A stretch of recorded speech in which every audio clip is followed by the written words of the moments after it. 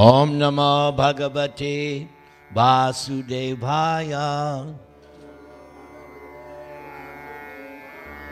Om Namo Bhagavate Vasudevaya. Om Namo Bhagavate Vasudevaya.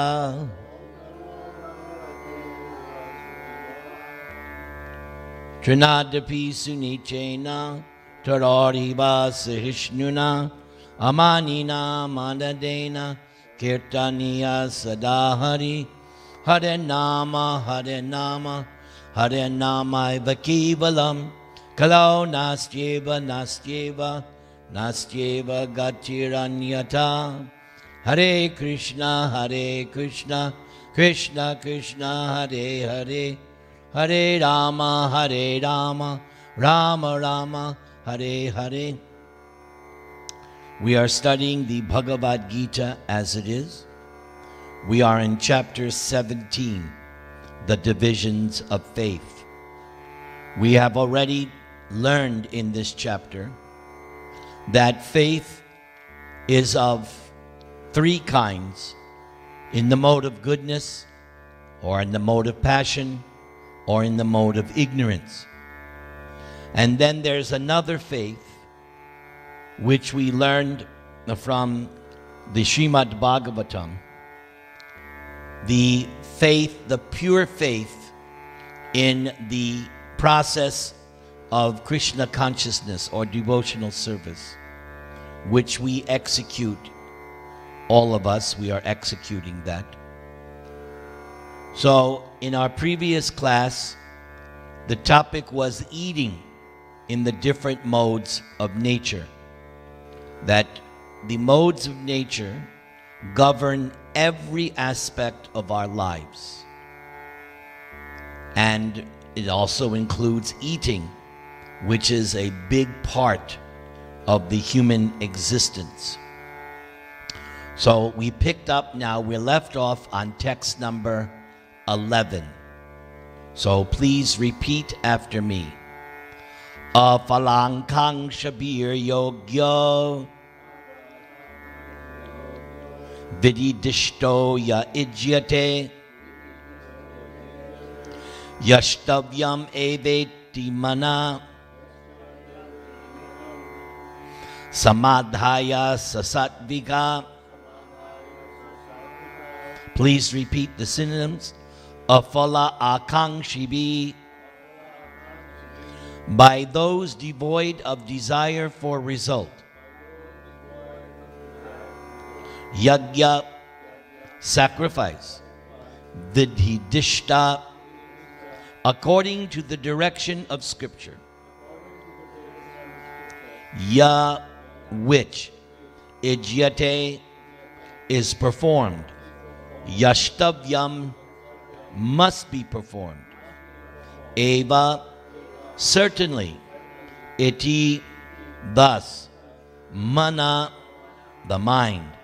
Samadhaya, fixing. Sa, it. Sattvika, in the mode of goodness. Translation, could you please repeat? Of sacrifices, the sacrifice performed according to the directions of Scripture as a matter of duty by those who desire no reward is of the nature of goodness. So far in our Bhagavad-gītā, we have seen that these symptoms are very typical of everything that was described in the mode of goodness. In several, the modes of nature was introduced in chapter 14, and then we heard more in chapter 16.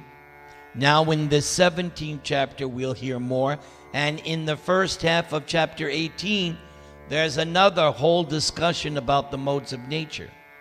And this, what is mentioned here, this is practically speaking, every time the mode of goodness is referenced, it has the same thing. It follows the directions of Scripture. And that's exactly how chapter 16 ended. When Krishna said, therefore, because in chapter 16, Krishna talked about what are the three gates leading to hell: lust, anger, and greed. And that every sane man, or we could say woman, should give these three things up. And then he said, the way to do that is to follow the directions of the Scripture. Which is why Prabhupada, in his preaching, he respected that if somebody was following a particular religion, they should be encouraged. If they can't accept Krishna consciousness, then next best thing is they should follow their religion, but follow it.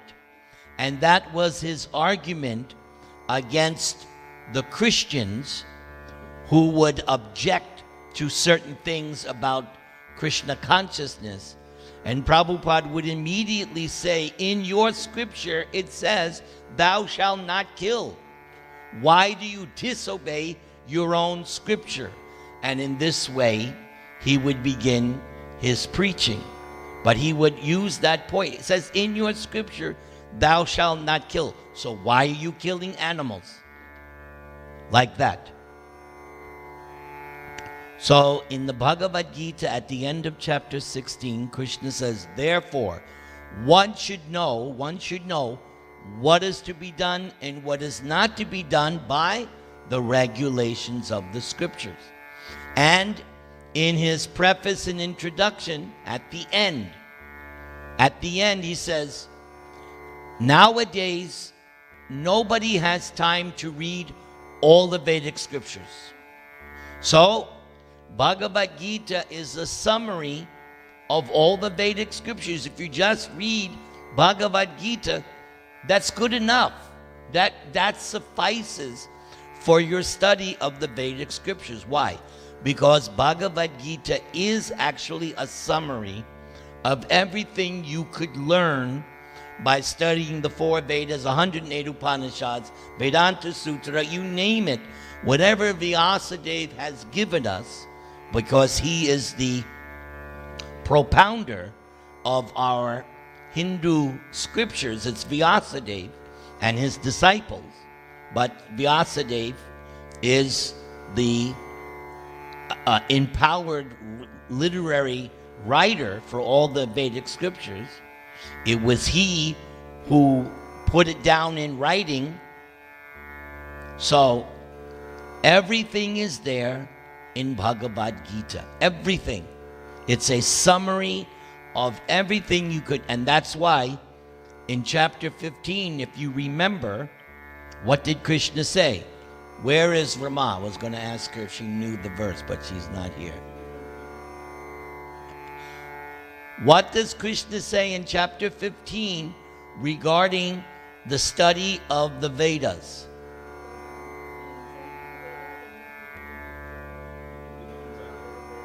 Yes, he knows the Veda. He is the propounder of Vedanta. And what was it? What is in that verse, what is the conclusion of studying the Vedas? What's that? Yes. The conclusion is you come and surrender to him. By all the Vedas, who is to be known? Krishna. So right there, in that verse alone, is supporting everything I just said. It's not that I'm saying it. You know me. I'm simply repeating what Prabhupada has written. Yes.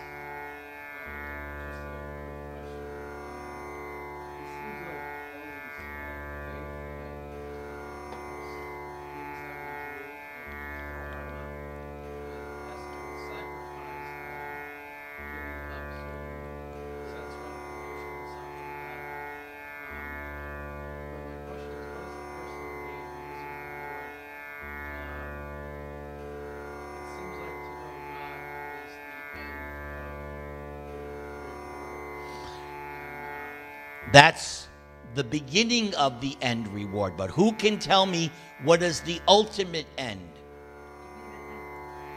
Okay, if you're with him, you need something. Love. That is Lord Chaitanya's big point. Prema Pumartho Mahan. The end result of being religious, of doing everything, the final, ultimate goal is love of God. That's the ultimate. There are so many preliminary benedictions, but the final dividend, love of God. It never ends. Never ends. Just like if we ask your mother and father, they will never stop loving you. Why? You're their son. I know in my family, same thing.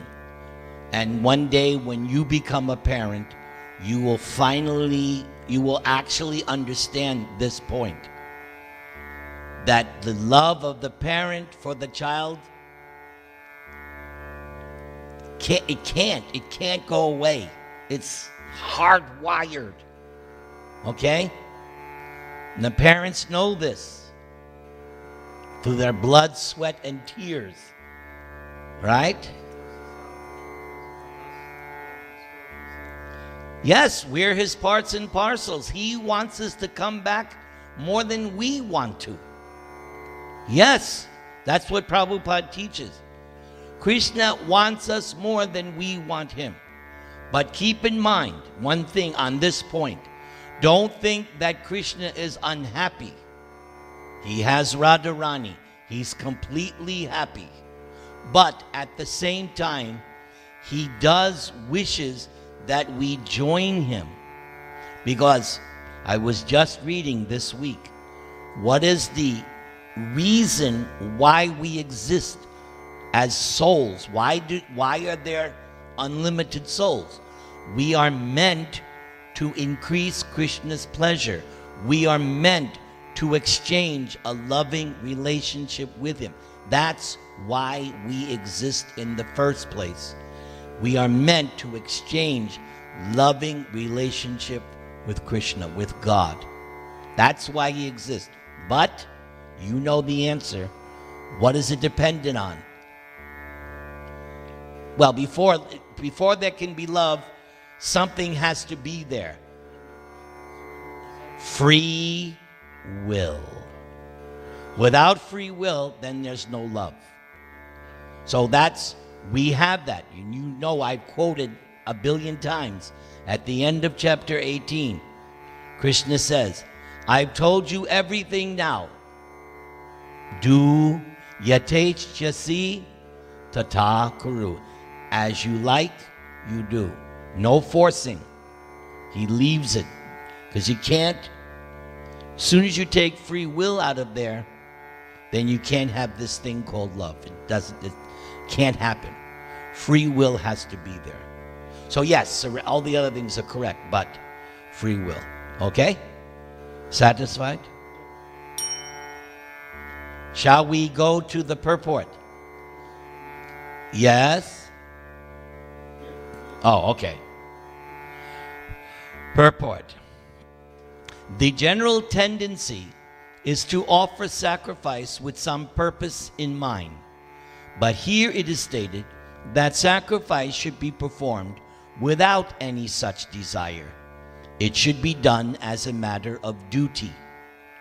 Take, for example, the performance of rituals in temples or in churches. Generally, they are performed with the purpose of material benefit, but that is not in the mode of goodness. One should go to a temple or church as a matter of duty, offer respect to the Supreme Personality of Godhead, and offer flowers and eatables without any purpose of obtaining material benefit. Everyone thinks that there is no use in going to the temple just to worship God.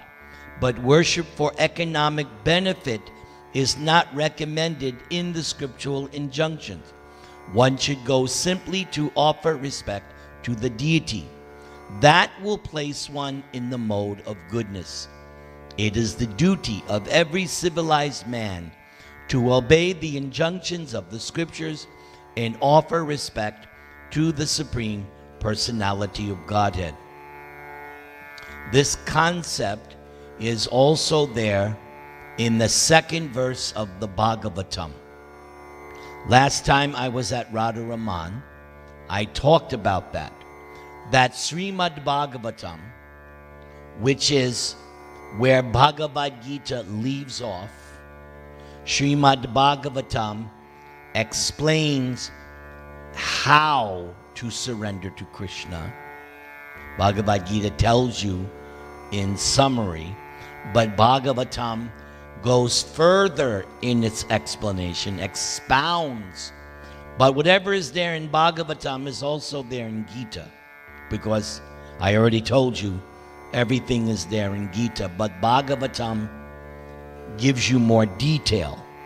So the second verse of Bhagavatam, Dharma projita kaitavotra, that materialistic religion is rejected in Srimad Bhagavatam.